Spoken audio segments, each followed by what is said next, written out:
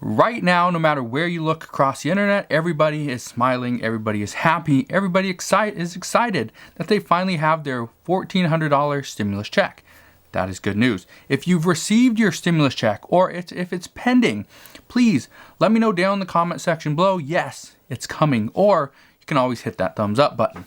But even though everybody's happy, we are hearing reports that more and more Americans are now open to the idea of getting this vaccine that many people have already received. And so right now, some are saying that yes, President Biden did promise us $2,000, but they're happy with $1,400. He did promise us we would get vaccines very soon, and it looks like they are coming. So more people, according to many reports, are now open to the idea of getting a vaccine simply because, yes, President Biden gave us a $1,400 stimulus check. So, okay, we will go and take the vaccine. So in a roundabout way, a lot of people over the summer were actually thinking about, could we entice people to get a vaccine if we pay them a stimulus check of maybe $1,200 or even $1,000? Well, a lot of people said, no, we can't really do that, just the politics behind it. But now it looks like this is essentially what millions and millions of people are going to do. So let me know down in the comment section below. Are you open to the idea of getting a vaccine now that the $1,400 stimulus checks are coming out? Let me know. Answer down in the comment section below. But what we do know right now is President Biden wants to open up the eligibility to every single adult in the United States, and he wants that done by May 1st. We also know that we are getting closer to a more normal life. President Biden wants to see us closer to normalcy by July 4th, and that all sounds good, but there's still much more that we need to work on. And according to many reports, progressives, especially in the House, because there's only one progressive in the Senate, that's Bernie Sanders, but progressives in the House are doing more right now that could actually affect you and I regarding stimulus and any future bill. And what I want to explain in just a minute, I'm going to address some of the things that progressives are doing, but at the same time, at the end of this, I want to talk about Bitcoin and going up to $100,000. It's currently right about $60,000 per coin. Last week, it was down into the 50s, or lower 50s. So I just want to address this because I've been getting a lot of questions. Am I investing into Bitcoin? How could I invest into Bitcoin? What should I do? Should I invest all of my $1,400 stimulus check into cryptocurrencies? Or what do you recommend? Well, I'm not a financial advisor, but I'll give you what I am doing and what you can do as well. And I'll give all you that information at the end of this video. So let's jump in to what progressives are doing. The big thing that progressives are pretty much pushing at this point is rent and mortgage cancellation. And they have something that passed the House called the Rent and Mortgage Cancellation Act. Now, here's what this is. This is a bill that simply states that every single renter, every single mortgage holder, so every single person in the United States would have a rent-free or mortgage-free place to live for the entirety of this pandemic, or at this point, up until April of 2022. That's currently what that bill is giving us. Well, landlords would also receive a fund at this time to help them pay for insurance, property taxes, and other things like that. Now, here's what progressives are saying, that they are saying that simply by providing rental assistance to millions of Americans, which was done through the $900 billion stimulus package. There's $25 billion there. There's roughly $30 billion in rental assistance during this $1.9 trillion stimulus package. Well, this is great, but this actually puts just a Band-Aid on a huge wound. What they are saying is getting people back on track from being behind for months is great. The problem is that we are only covering this up. And that what they are saying is what happens when people get this relief, they don't have to pay their rent for so many months. Great, but then at the end of it, they do have to pay, or in this case, they're going to get some form of rental assistance. Well, great. But what happens in the future when we're back to the same spot and millions of people cannot pay again? That creates another issue. And they're saying, what do we do? Does Congress go back to the drawing board, go back to the table and try to reach some type of bipartisan agreement with Republicans? Because some are saying that no, that would not happen. That would be a long shot to getting done. And we know this bill would never pass through a standalone bill because Democrats are not going to use one of their budget reconciliations on a bill that is just going to deal with rental and mortgage assistance or relief. So, estimates do show that around 11 million people are currently behind on rent by about $6,000. That's big. This amount is much more than any stimulus check would ever help. Right now, some are saying that yes, even though they received a $1,400 stimulus check, they will not be paying that towards rent. They will not be paying that towards their mortgage. They will be saving it for a better time. Estimates also show that a payment or a relief of about $6,000 is going to help roughly 20% of lower income families, and this is going to provide them with about a 20% increase of their income. So that's really good as well, that many people are going to get more relief. This bill would not only provide a level of certainty for many renters, it would also provide relief to landlords that have been severely overlooked. Here's the issue.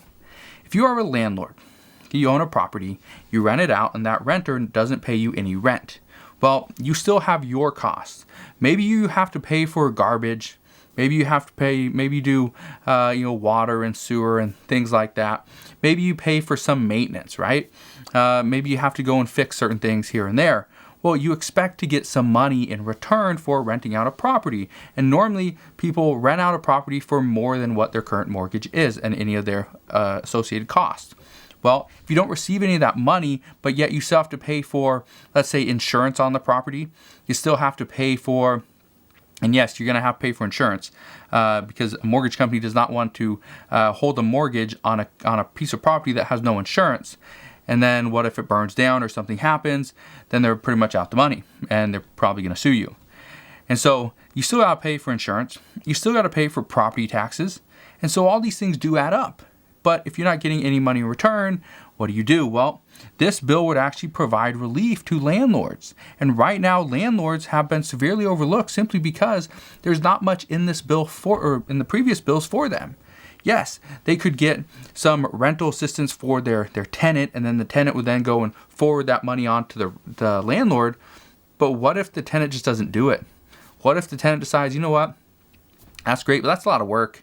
I don't want to go and apply for this. Then they don't get anything. So, and this is just one of the pieces of legislation that progressives are currently trying to work on. This is one of the things that Democrats could pass this. They could easily pass it. But the problem is it needs 60 votes in the Senate. And right now, this is not going to happen. This would never pass because right now, Republicans would never go for more deficit spending, which essentially this is all it's going to be, is deficit spending. But this could be included in the next bill or President Biden's Build Back Better plan. So we just have to wait and see on that. But what I can tell you is more is happening. And what is happening right now is that progressives are pushing to get all of their priorities in front of the American people. Here's the reason why. And it's actually a very political thing to do, and it's working. Right now, while Americans have their eyes on Congress and trying to figure out, okay, they're passing a stimulus check, everyone's watching, seeing, okay, is it going to happen? When's President Biden going to sign it? He already did. If you didn't know that, you probably already do. But if you didn't, he already signed it. But what's happening in all this time is the American people are looking at Congress and they're like, that person's the issue. Oh, they're helping. Okay, I'd vote for them. And this is becoming a kind of spiraling out of control for many politicians. A lot of Republicans are just simply going to walk away. This is going to be their last time in politics simply because they can't do it anymore. It's just been too much. So what we are going to see happen is if progressives can start passing more and more of their priorities, okay, this rent and mortgage relief act, this is going to be a big one, right? This is going to be a big one. But if progressives can start passing more and they can get more eyes on their priorities, what's going to happen is the American people are going to start to rally behind those ideas. And then as soon as that happens, based on the reports that we've been seeing, is that the only reason why Democrats passed the $1.9 trillion stimulus package is not because President Biden wanted this and he thought this is the best thing that we can do.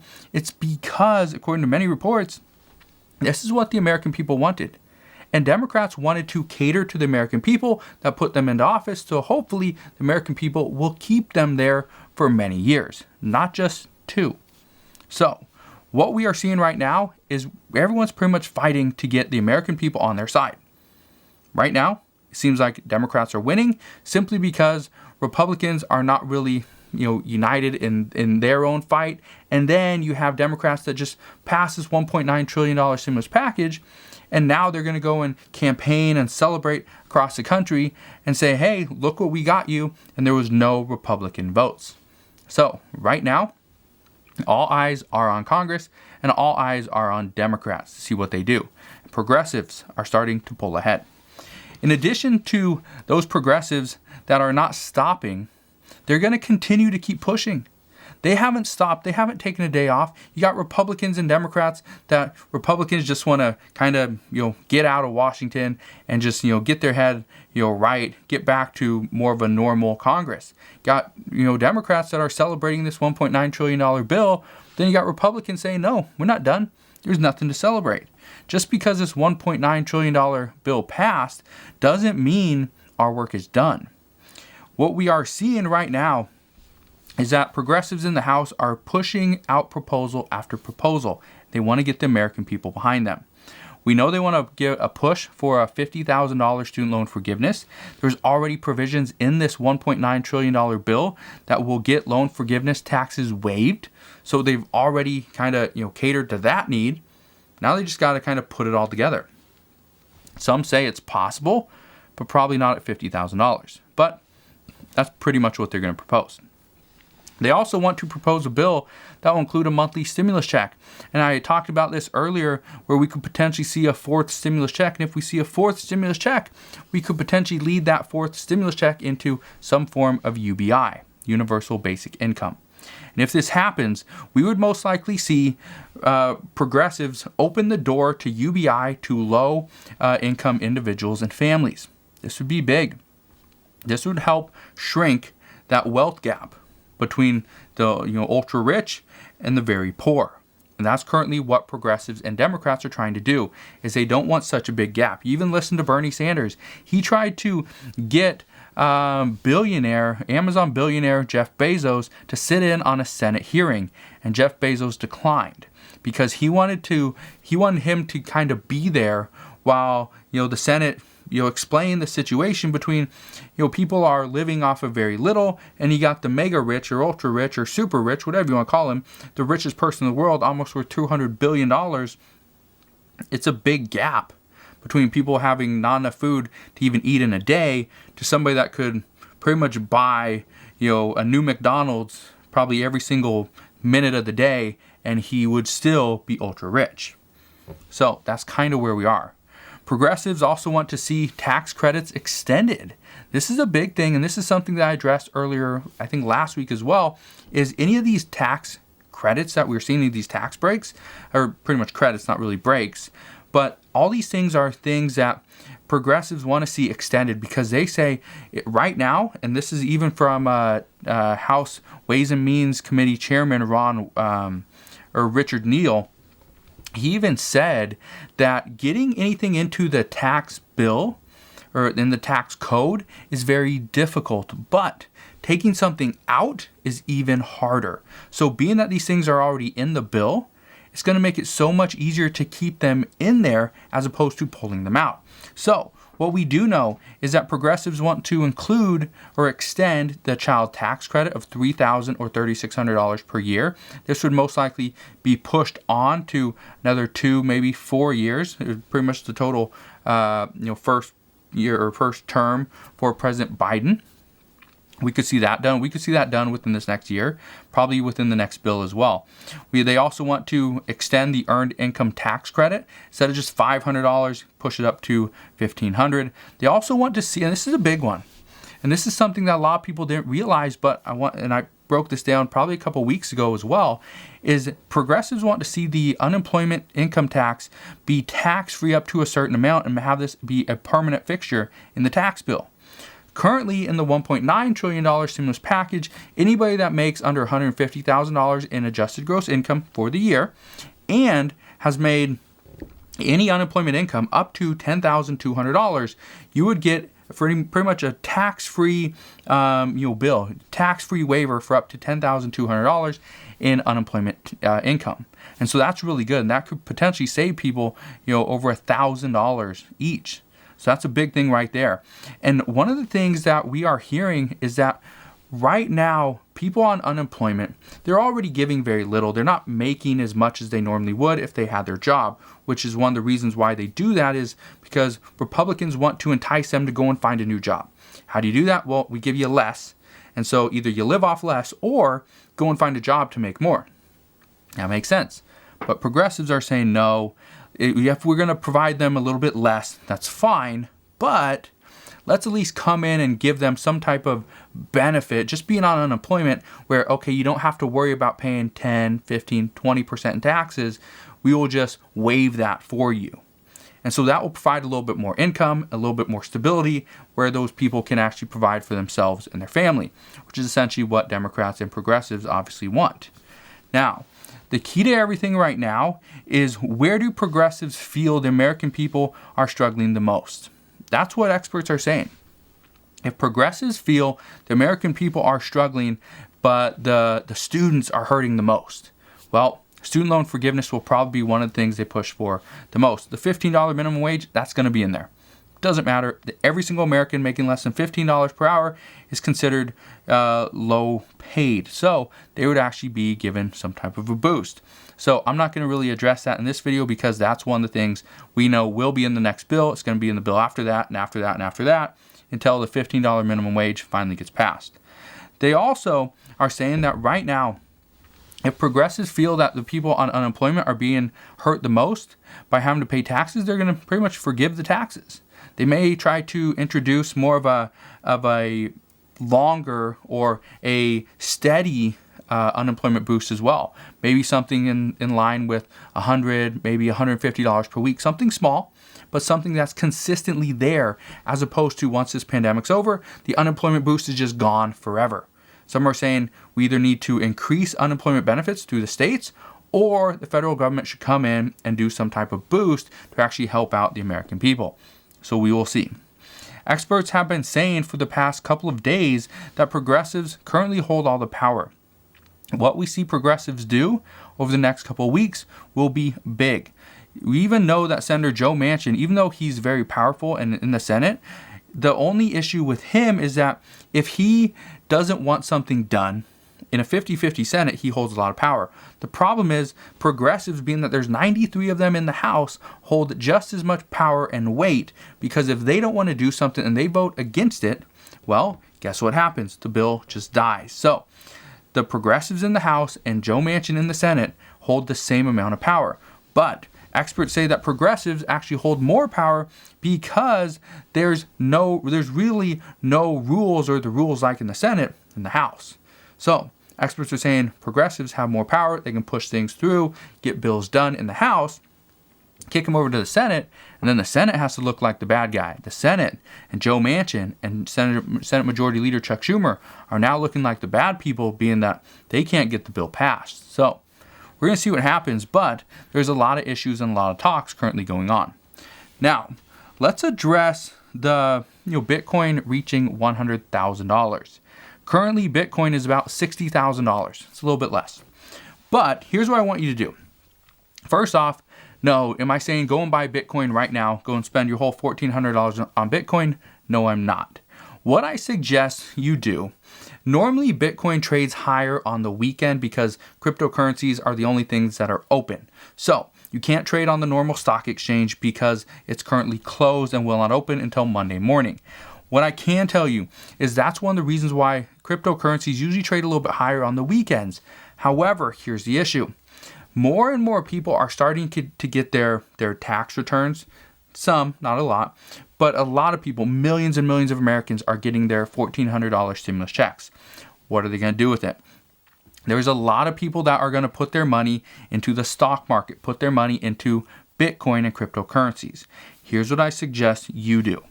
Let's say you have $100 and you want to invest that into Bitcoin. Okay, do that. possibly wait until maybe Wednesday or Thursday of this week, because we could see the price actually come down over this weekend. Because if people started receiving their stimulus checks this weekend, which many already have, they could have taken that money and pushed it right into Bitcoin, which is one of the reasons why it's now up about $60,000. We're only $40,000 away from $100,000. Some experts are saying that by this summer, we could see this reach $100,000. Before we got an additional $600 stimulus check, and we got an additional $1,400 stimulus check, and Congress passed the $900 billion and the $1.9, so technically $2.8 billion in stimulus. Before we did all of that, I would have said, no, I don't think Bitcoin is going to reach $100,000 by the summer. I think Bitcoin eventually will reach $100,000. But now that they've passed these two different things, I think Bitcoin is well on its way to $100,000. What I can tell you right now is there is a lot of issues going on within the United States. Okay, first we have to worry about inflation. Are we going to see inflation? Chances are, yes, we're going to see inflation. It's highly likely we're going to see inflation. Whether it happens quickly or not, that's currently what many people are debating. There are a lot of different companies investing into Bitcoin. Apple, Tesla, ARK Innovations. Everybody is currently investing into Bitcoin because they're trying to hedge the market. They're trying to hedge inflation. How do you do that? You invest in Bitcoin. You invest in cryptocurrencies. So with the dollar being weaker now than it was last year, and I guarantee you it is, okay? If you don't think it is, just look at this. How much was gas last year at this time? How much is it now?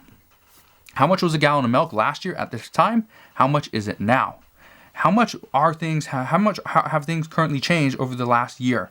Things have changed a lot, so we do have to worry about inflation. Now, here's what I recommend you do.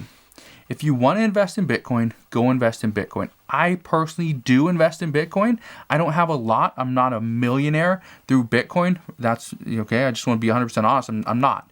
I don't have a lot of my money invested into Bitcoin. I don't do that simply because I like to trade. I don't do day trades that often. I do sometimes, but I like to swing trade.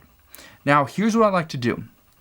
I like to buy stocks, that are fairly undervalued, that I could see them run up 50% in the next couple of months. Well, currently at Bitcoin's price at $50,000, $60,000, if I see the same return, Bitcoin would have to go up to $90,000 in the next month to make it where I'm making more on Bitcoin than some of my current stock picks. So for me personally, I like to pick stocks. That's just what I've been doing for the past 15, 16 years. So that's personally what I like to do.